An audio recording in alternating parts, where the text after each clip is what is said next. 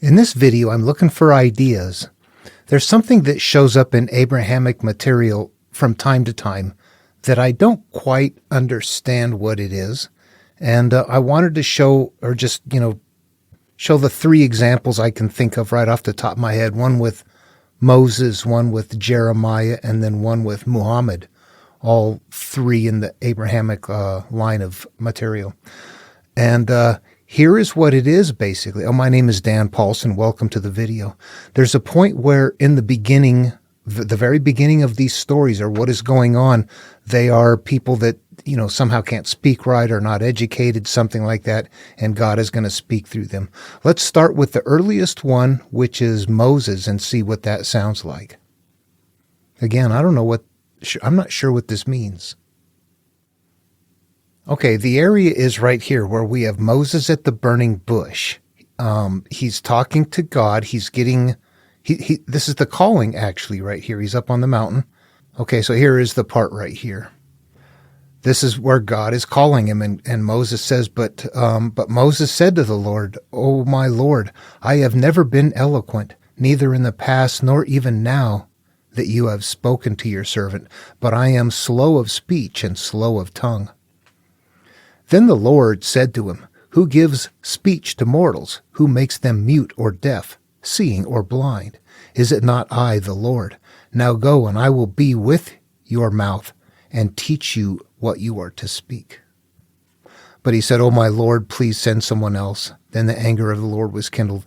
Eventually, it's going to come to Aaron to do the speaking and whatnot. But we see right here where that component part is where I do not speak correctly. Okay, I'm going to jump to something in Jeremiah. All right, this is right in the beginning of Jeremiah. Here's chapter 1. And right down here, we get into Jeremiah's call and commission. And I'll start at verse 4. "Now the word of the Lord came to me, saying, Before I formed you in the womb, I knew you, and before you were born, I consecrated you. I appointed you a prophet to the nations. Then I said, Ah, Lord God, truly I do not know how to speak, for I am only a boy. But the Lord said to me, Do not say, I am only a boy, for you shall go to all to whom I send you, and you shall speak whatever I command you. Do not be afraid of them, for I am with you to deliver you, saith the Lord. Then the Lord put out his hand and touched my mouth, and the Lord said to me, Now I have put my words in your mouth." Okay. I don't get into Islam very much. It's really a huge study, like all of it is. But right off the bat, if you follow my work, you know what 40 is for, right? The 40 days in the desert, 40 years in the desert, 40 days for the flood. There's the pervasive 40 there is showing sequentially a time frame conceptually that is held for healing. It is a number of like the 7 and the 3 right there. Okay, Muhammad was 40 years old when he began to understand things. Now, what I'm going to do is, this is not from the Quran, but from a surah. And I've downloaded this from the internet source. I have a few versions of the Quran, but no surahs. I can't collect everything. So I just wanted to show this part, though. It was a question asked and then answered by someone, and I'm going to just get into that answer right there. So let's look at that. Yes, the prophet did not read or write before the first revelation. I'll just get down into what this part here says down here. An angel placed a tablet by his side and said, Recite. And the prophet, on account of the fact that he was unlettered and had not learned to read and write, replied that he was unable to read. The archangel Jibril pressed him severely and then asked him to recite. However, he repeated the same reply. The angel again pressed him severely. This action was repeated thrice, and after the third pressure, 3, he suddenly felt within himself that he could read the writing on the tablet held by the angel. He then read the following verse, which are in fact reckoned to be the introduction of the Book of Human Welfare. And okay, so what we have in all cases is this idea that somebody is unskilled, uneducated, unlettered, too young, not old enough yet, in some way that they can't speak, read, write, that the communications capacity are somehow substandard, but that in all cases, the idea is that in two cases that God will tell you what to speak, and in a third case, on the third time, for Muhammad, it came to him. He was just able to read. So that's the element that I'm looking at. There are other elements, for example, like being isolated out at birth. I don't think this is it. In the Exodus story, Moses was in a basket saved out at birth. So this is happening sometime later on in his life. This is happening at the point in time where you are now looking at yourself and getting ready to turn inward. This is where we are learning that we are products of our experiences, and it's time to get ready to turn inward. We're having that communion with God at a higher place. We are establishing the connection with our higher self and looking at what we must do, escaping Pharaoh, escaping the past, the cyclical pain that's happening, the plagues that continue, the difficulty in leaving you escape, but Pharaoh chases you, then the crossing of the threshold and barely making it through, going through the Red Sea, then going into the 40 years in the desert. This is the pattern that the human is going to follow if we're going in and healing. But there's that point in the beginning in the calling before you turn inward where the person says, I'm not educated. I can't speak right. But God's going to give it, somehow it'll come to you as you get underway. What is that? I mean, I have ideas, but it's like, it doesn't show up in all of the stories, but it shows up commonly enough that you go, that's right in the beginning. It's somehow the called person, and they're being told, don't worry about your lack of capacity. I almost look at it sometimes. I mean, I could look at it physically and say, well, from an academic standpoint, they don't teach this. People with degrees in religions have no idea what this is. They don't know what's in here. What is that degree good for? So your ability to speak and your education and all that other stuff gets you what? Who finds it? People that don't have those. That's not a part of what this process is.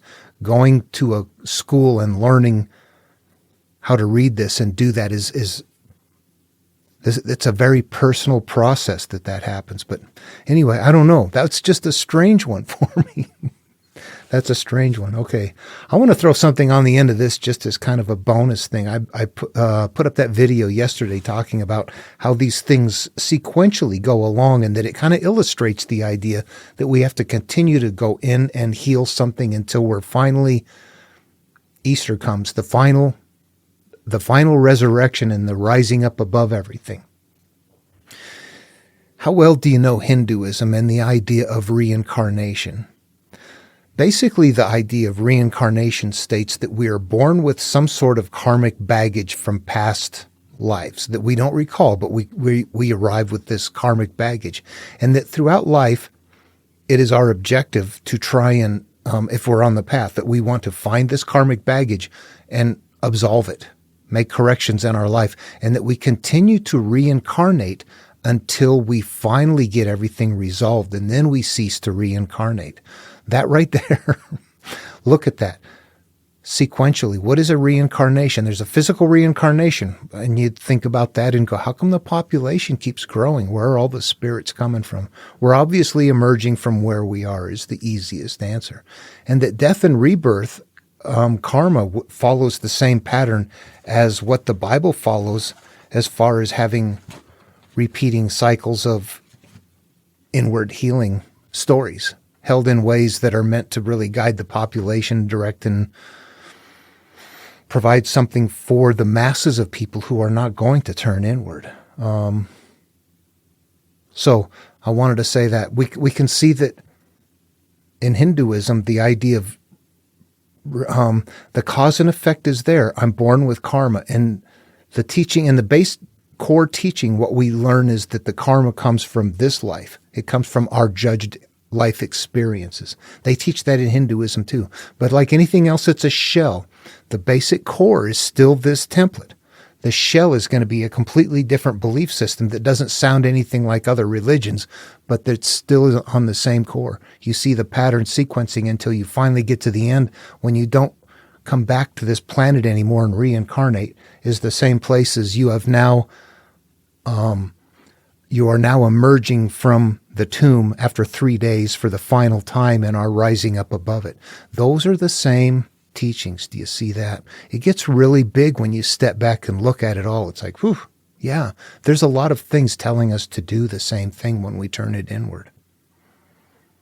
I just don't know what it means to not be able to speak clearly or read or somehow have some sort of communication deficit that will be rectified by just moving along. Although I do realize that as we move along with the material, there's things you don't understand. I would get into this and go, I don't know things. The more I get into it, the more I understand it, the more it unfolds. It's like a growing process, but it happens because of learning how to read the stuff. You know what? Truthfully, learning it comes through habituation. I know a lot of people today are gamers. I'm not, but people that are really into gaming get really into gaming, and it grows and you get better at it, don't you? It's the same process. It's the way the brain works. What you study, you get good at. What you consume, you become. Yeah, that's it. Human life is based in habituation. Typically. I mean, we're always exploring, trying new things, but we're being driven by what we have passed or what we're trying to get out of. There's something, if maybe we want to stretch out a little bit farther, but we're basing that on something that we're carrying with us.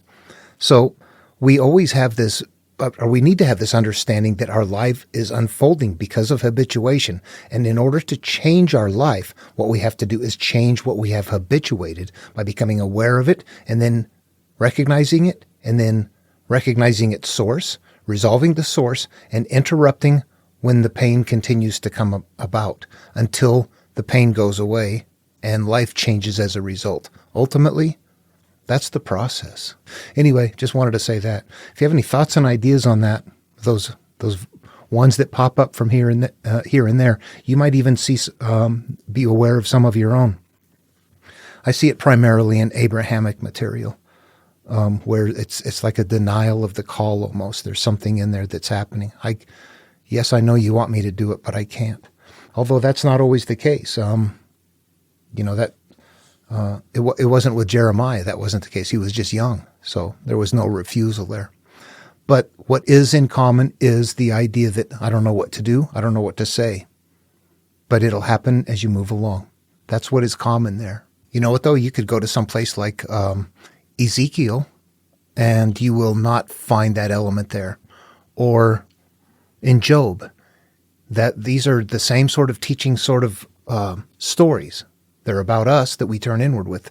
They're structured on that same template, but they don't hold that component part where the person is uneducated and doesn't know what to do. And there's something that is out there, but it is not used all the time. What is that? All right.